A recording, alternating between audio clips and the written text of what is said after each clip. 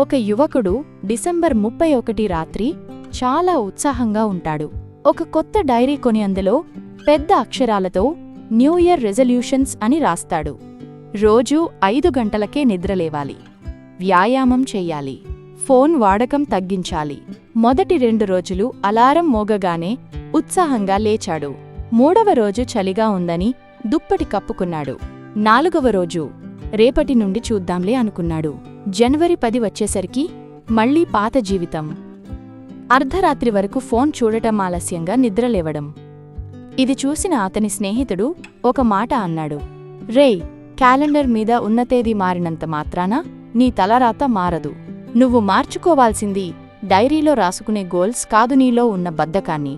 కొత్త సంవత్సరమంటే కొత్త అంకె కాదు, అది ఒక కొత్త అవకాశం మాత్రమే. నువ్వు మారనంత కాలం ప్రతి ఏడూ పాత ఏడే. గుర్తుంచుకో, ఈ ఏడాది క్యాలెండర్ మార్చడం కాదు, నీ అలవాట్లను మార్చు.